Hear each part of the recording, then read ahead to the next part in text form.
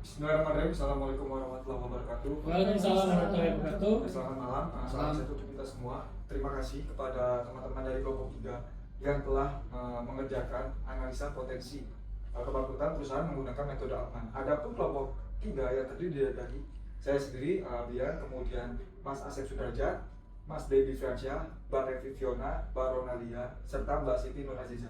Untuk setiap presentasi akan disampaikan oleh masing-masing dari tim kami. Untuk yang pertama melakukan presentasi yaitu yang akan disampaikan oleh Mbak Siti Nur Aziza. Untuk Mbak Siti Nur Aziza, saya persilakan. Terima kasih. Analisis potensi kebangkrutan perusahaan menggunakan metode Altman Z-Score pada perusahaan tekstil PT Sejahtera Bintang Abadi Tekstil yang terdaftar di BI pada periode 2019 sampai 2023. Latar belakang, kebangkrutan perusahaan merupakan kondisi finansial serius yang dapat terjadi akibat ketidakseimbangan antara pendapatan, beban operasional, dan kewajiban keuangan. Oleh karena itu, dibutuhkan alat analisis keuangan yang mampu mendeteksi potensi kebangkrutan sejak dini. Salah satu metode yang banyak digunakan adalah Altman Z-Score. Tujuan dari analisis kali ini adalah untuk mengetahui tingkat kesehatan keuangan perusahaan serta memprediksi potensi kebangkrutan berdasarkan perhitungan Altman Z-Score menggunakan data laporan keuangan perusahaan pada periode penelitian. Kemudian landasan teori berdasarkan Altman 1968 melalui model Z-Score membuktikan bahwa rasio keuangan dan manajemen utang adalah indikator utama kegagalan perusahaan jauh sebelum perusahaan benar-benar mengalami keadaan pilot. Model Altman Z-Score banyak digunakan karena memiliki tingkat akurasi tinggi dalam memprediksi kondisi finansial distress suatu perusahaan. Kemudian metode ini juga sering dijadikan alat analisis oleh akademisi dan praktisi untuk menilai resiko kebangkrutan berdasarkan data historis lapangan keuangan. Kemudian untuk slide selanjutnya akan dijelaskan oleh Bang Debi. Bang Debi dipersilakan. Baik, terima kasih Mbak Siti. Saya melanjutkan presentasi dari Mbak Siti. Berikut adalah rumus Altman Z-Score, yaitu perhitungan Altman Z-Score menggunakan 5 rasio keuangan utama, yaitu modal kerja terhadap total aset, laba ditahan terhadap total aset, laba sebelum bunga dan pajak terhadap total aset, nilai pasar ekuitas terhadap total kewajiban, serta penjualan terhadap total aset. Oke, adapun rumus Altman Z-Score terdiri dari kategori 5 variabel. Yang pertama yaitu X1 dengan angka perumusan 1,2 dikalikan dengan working capital dibagi total aset. Untuk X2, poin 1,4 dikalikan dengan retained earning dibagi dengan total aset. Untuk poin X3 dengan bobot 3,3 dikalikan dengan earning before interest tax dibagikan dengan total aset. Untuk X4 dengan bobot 0,6 dikalikan dengan market cap dibagi total liabilitas. Serta yang terakhir X5 dengan poin 1 dikalikan revenue dibagi total aset. Adapun kriteria penilaian Z-Score sebagai berikut. Berdasarkan nilai Z-Score, perusahaan dapat dikategorikan ke dalam 3 kondisi, yaitu perusahaan sehat, gray area, dan distress zone yang menunjukkan potensi kebangkrutan. Untuk kriteria penilaian Altman Z-Score terdapat 3 poin. Yang pertama, dengan variabel Z lebih dari 2,99 mengindikasikan bahwasannya rasio perusahaan keuangan dalam kondisi yang sangat sehat. Untuk poin 1,81 under Z 2,99 mengindikasikan perusahaan dalam kondisi gray area atau area abu-abu, yaitu dalam kondisi sehat menuju kondisi yang memburuk. Untuk kategori yang ketiga, Z under 1,81 perusahaan mengalami yang namanya distress zone atau financial distress, yaitu menuju pilot dengan tingkat yang sangat tinggi. Selanjutnya, sumber data penelitian. Data yang digunakan dalam analisis ini merupakan data sekunder yang diperoleh dari laporan keuangan perusahaan, meliputi laporan laba rugi dan neraca selama periode penelitian. Data tersebut mencakup pendapatan, laba bersih, total aset, total kewajiban, dan rasio keuangan lainnya. Untuk slide berikutnya akan dipresentasikan oleh rekan saya, Mbak Revi silakan. Oke, baik. Di sini saya akan menjelaskan variabel keuangan yang ada di analisis. Yang pertama ada revenue PT SBAT 2019 sampai 2023. Dari data di atas, revenue perusahaan PT SBAT terus mengalami penyusutan terhitung dari 2019 sampai 2023. Revenue perusahaan mengalami penyusutan sangat ekstrim dan puncaknya di tahun 2023 yaitu hanya sebesar 15 bilion. Padahal revenue di tahun 2019 mencapai 316 bilion. Dan selanjutnya ada di data net income PT SBAT 2019 sampai 2023. Dari data di atas, net income PT SBAT terus mengalami kerugian dari tahun 2019 sampai 2023. Kerugian perusahaan sangat besar, puncak kerugian tertinggi pada tahun 2022 dengan total kerugian mencapai minus 87 bilion. Di sini ada EPS PT SBAT dari tahun 2019 sampai 2023. Berdasarkan analisis EPS PT SBAT periode 2019 sampai 2023, perusahaan menunjukkan kinerja profitabilitas yang sangat lemah dengan nilai EPS negatif secara konsisten. Meskipun terdapat perbaikan pada tahun 2020 dan 2023 kerugian kembali meningkat tajam pada tahun 2021 dan mencapai titik terburuk pada tahun 2022. Oke, saya lanjutkan. Di total liabilitas PT SBAT 2019 sampai 2023. Dari data di atas, total liabilitas perusahaan terus meningkat. Ini menciptakan bumerang bagi perusahaan yang sebelumnya tidak dapat mencetak laba bersih dalam 5 tahun terakhir. Puncaknya tertinggi kenaikan terjadi pada tahun 2023 yang mencapai 495 bilion. Data bisa dilihat dari tabel di sini. Berikutnya saya akan menjelaskan total ekualitas PT SBAT 2019 sampai 2023. Dari data di atas, total ekuitas PT SBAT ini menunjukkan bahwa terdapat kenaikan pada tahun 2020 dan 2021. Akan tetapi pada tahun 2022 dan 2023, ekuitas perusahaan terus menurun. Selanjutnya di sini ada net income versus CFO PT SBAT 2019 sampai 2023. Berdasarkan perbandingan antara net income dan cash flow from operation PT SBAT periode 2019-2023, dapat disimpulkan bahwa perusahaan mengalami kerugian bersih secara konsisten.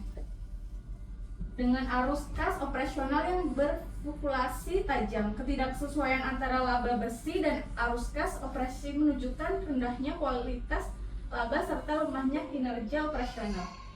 Kondisi ini mengindikasikan adanya resiko likuiditas dan keberlanjutan usaha yang signifikan. Oke, baik, di sini ada data net income dengan warna biru dan ada cash flow from operation itu ada warna merah. Lanjut. Oke, di sini mungkin dari Mas Abian yang bakal menjelaskan data di sini.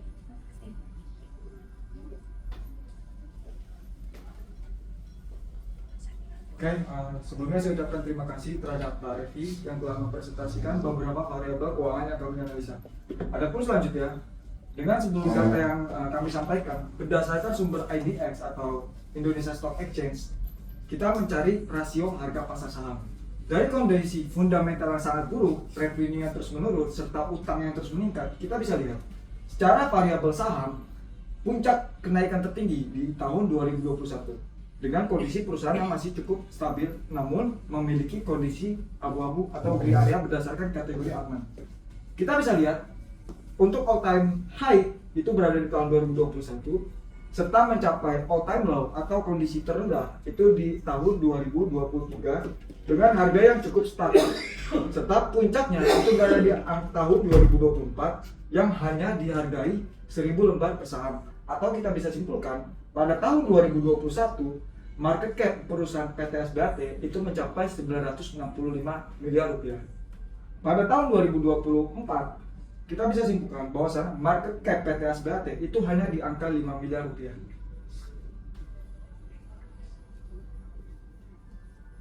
Untuk selanjutnya terdapat analisa Altman Z-Score. Ini adalah key point yang kami lakukan. Berdasarkan kategori Altman Z-Score periode 2019 sampai 2023 untuk PT SBAT, kita bisa menyimpulkan di tahun 2019 dengan rasio Z-Score 2,3 sudah dapat kita simpulkan bahwasannya perusahaan sudah di bawah batas aman dengan batas aman 2,99, namun masih berada di atas batas area abu-abu. Di tahun 2020 perusahaan terus mengalami penyusutan sampai 1,3. Di tahun 2021, perusahaan terus mengalami penurunan sampai 0,39. Bahkan di tahun 2022, perusahaan mencapai minus 0,32. Serta puncaknya itu berada pada tahun 2023 dengan rasio minus 0,73. Ini mengindikasikan bahwasannya PT SBAT telah mengalami financial distress atau kondisi keuangan yang sangat memburuk, yaitu menuju tingkat kepailitan yang cukup tinggi. Untuk bobot penilaian, kita bisa lihat berdasarkan bobot penilaian, untuk bobot terbesar itu berada pada variabel ketiga, yaitu EBIT dibagikan dengan total aset menyumbang dengan poin 3,3, sehingga kita bisa lihat untuk bobot EBIT itu dengan angka 0,0253 pada tahun 2019 dan pada tahun 2023 itu mencapai minus 0,719.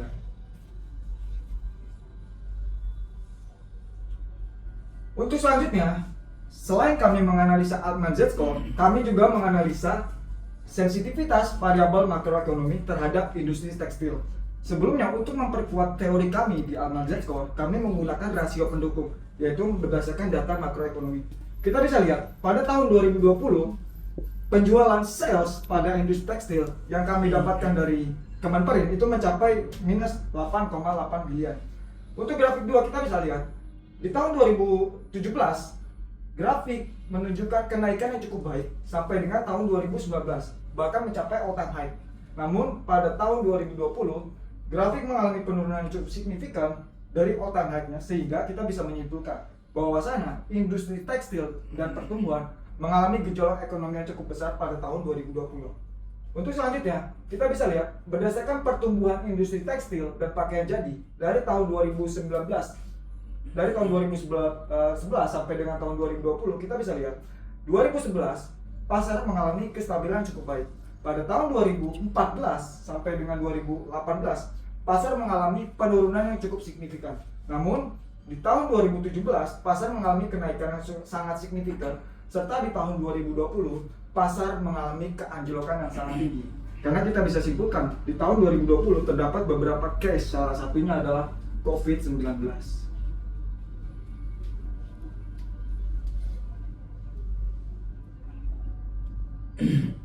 Oke, kita bisa lanjut.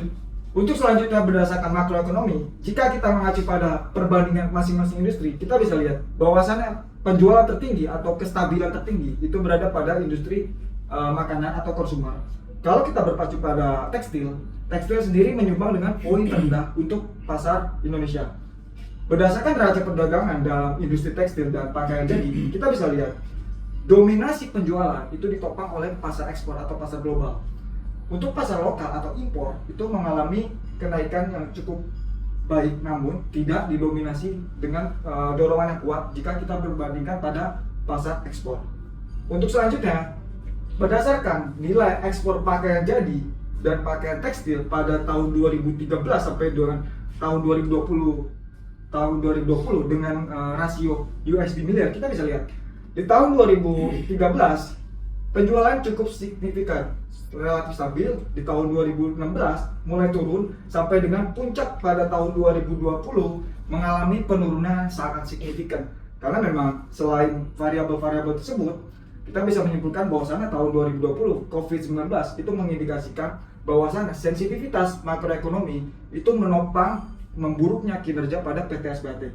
Jadi kita bisa menyimpulkan bahwasannya tesis yang sebelumnya kami lakukan pada analisa Z-Score, selain analisa Z-Score, untuk memperkuat teori kami menyimpulkan bahwasannya analisa sensitivitas makroekonomi dikombinasikan dengan Z-Score itu menyumbang rasio ke penilaian yang sangat tinggi. Dengan kita sebelum yang saya bacakan, kondisi perusahaan sangat buruk, didukung juga sentimen dari makroekonomi.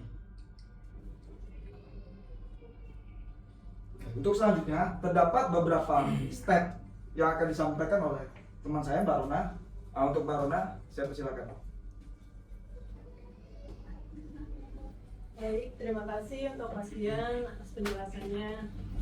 Baik, di sini saya akan menjelaskan tentang faktor penyebab kebangkrutan PT SBAT, yang dimana salah satunya adalah manajemen keuangan yang buruk, menyebabkan arus kas negatif sehingga perusahaan tidak mampu memenuhi kewajiban operasional dan keuangannya. Yang kedua, utang yang tidak terkontrol, meningkatkan beban bunga dan cicilan yang dapat berujung pada gagal bayar atau default, dan kondisi finansial distress. Yang ketiga, kesalahan dalam keputusan investasi yang bisa menyebabkan proyek tidak menghasilkan arus kas yang cukup sehingga menimbulkan kerugian berkelanjutan. Selanjutnya, di sini juga saya akan menjelaskan dampak kebangkrutan dari PT SBAT. Salah satunya adalah satu, seluruh aset perusahaan dikuasai dan dikelola oleh kurator. Yang kedua, operasional perusahaan berhenti total. Yang ketiga, investor mengalami kerugian akibat penurunan nilai saham. Yang keempat, kreditur menghadapi risiko gagal bayar dan proses pelunasan yang lama. Yang kelima, potensi PHK dan berkurangnya lapangan pekerjaan. Yang terakhir, menambah tekanan dan citra negatif pada industri tekstil secara nasional. Baik, untuk selanjutnya, slide selanjutnya akan dijelaskan oleh Kang Asep. Silakan, Kang Asep. Ya, terima kasih Mbak Rona. Untuk semua, setelah kita tadi mendengarkan analisa keuangan, faktor penyebab kebangkrutan, serta dampak-dampaknya, saya akan menjelaskan tentang upaya pencegahan kebangkrutan. Kelompok 3 menawarkan beberapa opsi, di antaranya itu yang pertama itu menerapkan manajemen keuangan yang ketat dan transparan, mengontrol arus kas dan menekan biaya operasional. Selanjutnya mengelola utang secara bijak dan menghindari over leverage, melakukan restrukturisasi utang sejak dini saat kinerja menurun, mengakumulasi dan menyesuaikan strategi bisnis dengan kondisi pasar. Yang terakhir, meningkatkan efisiensi produksi dan daya saing produk, juga melakukan pengawasan dan audit keuangan secara berkala. Next. Selanjutnya kesimpulan dari riset kelompok 3 mengenai kebangkrutan PT SBAT. Kesimpulan kami adalah berdasarkan hasil analisis Altman J Score dan data laporan keuangan periode 2019 dan 2023, PT SBAT berada dalam kondisi finansial distress dengan risiko kebangkrutan yang tinggi, penurunan pendapatan, kerugian bersih yang berkelanjutan, serta tingginya beban liabilitas menjadi faktor utama melemahnya kinerja keuangan perusahaan. Oleh karena itu, perusahaan memerlukan perbaikan fundamental pada manajemen keuangan dan strategi bisnis untuk menjaga keberlanjutan usaha. Demikian kesimpulan yang saya sampaikan. Selanjutnya silakan untuk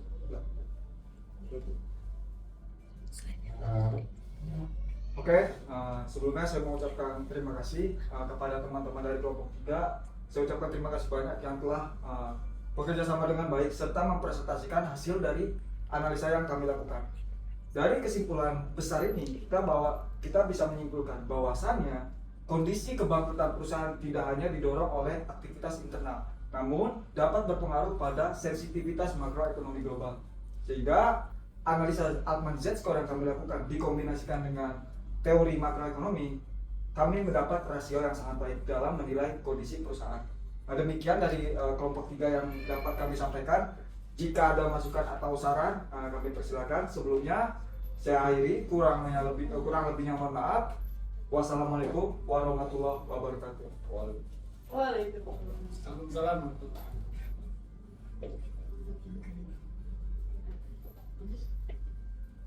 Sekian presentasi dari kelompok 3. Semoga Bu Ulfa bisa relate dengan usaha yang sudah kita lakukan. Terima kasih. Terima kasih, Bu.